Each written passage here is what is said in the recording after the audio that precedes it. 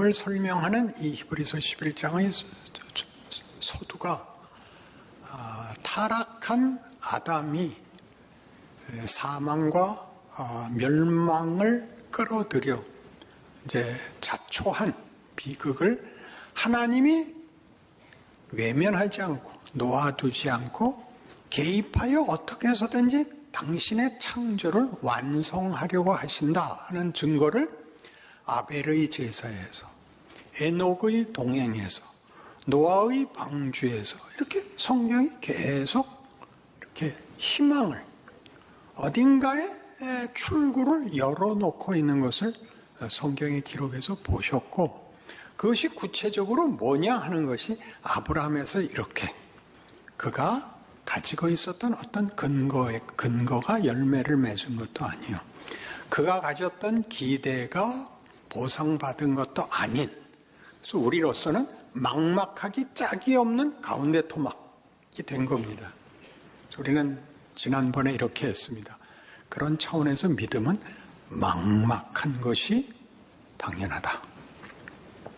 우리로서는 근거도 없고 기대도 할 수 없는 것이니까 당연히 막막해야 됩니다. 그것이 오늘에 와서는 아브라함이 뭘로 한 번 더 등장을 하냐 하면, 그는 창조를 경험했고 부활도 경험했답니다. 그것이 이삭 사건이죠. 낳을 수 없는 아이를 가졌고, 그리고 그 아이를 죽이라는 명령을 받아서 죽이러 갔었습니다. 그리고 돌려봤죠. 그러니까 아브라함은 다른 건 다 그만두고 아브라함의 생애에서 아브라함이 믿음의 조상이 되는 이유는 이것입니다. 그에게 하나님이 그의 생애에 창조와 부활로 간섭하셨다 이겁니다. 그러니까 우리가 이게 얼마나 중요한 내용이냐 하면, 아무것도 바랄 수 없을 때도 하나님이 선한 것과 복을 담아주실 수 있고, 우리의 기대가 꺾인 자리, 우리가 이젠 망했다고 하는 자리도 끝이 아니라는 얘기를 성경이 아브라함의 생애에 담아서 우리 보고 아브라함을 봐라 그렇게 얘기하는 것입니다.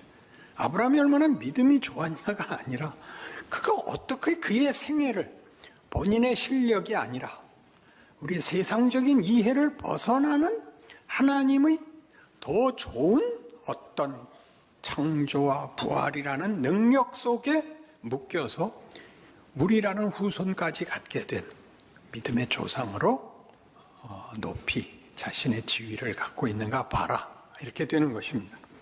왜 모세가 오늘 본문에 이렇게 많이 등장해야 되냐 하면, 모세의 생애는 바로 그 원칙, 그에게 이유가 없는 결과, 잘못된 결과가 거기가 끝이 아닌 반전이 일어나는 생애가 모세의 생애만큼 많이 들어있는 게 없는 것입니다. 자, 생각해 보세요. 그는 바로가 통치하는 시대에 히브리 민족입니다. 그 노예들이 너무 많아져서 경계심을 갖게 된 정권이 사내 아이를 낳으면 죽이라 그러는 때에 사내 아이로 태어납니다. 여기서는 멋지게 그 부모가 아름다운 아이인 걸 보고 석 달을 숨겼다. 이거는 이제 결과에서 내려다보는 평가고, 제대로 읽자면 애를 써봤자 석 달밖에 못 버텼다 이겁니다. 석 달 만에 내놔야 됐다고요. 내버려야 됐다.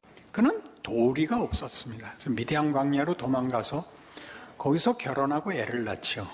그 아들 이름을 게르솜이라고 붙이는데, 그 뜻이 이방 나그네라는 뜻입니다. 그러니까 본인을 이제 난 끝났다, 난 이렇게 여기서 죽는다, 그런 마음이었던 것입니다. 그럼 왜 이렇게 썼냐? 이 모든 우리가 생각할 땐 비극이고 절망이고 더 이상 낙이 없다고 생각하는 모든 것으로 하나님이 최선의 선과 복을 만드셨던 것이다, 이렇게 증언하는 거죠. 믿음이란 뭐냐? 하나님이 인류가 스스로 자초한 실패와 절망을 뒤집기로 작정하사 도입한, 새로 만드신 하나님의 은혜입니다.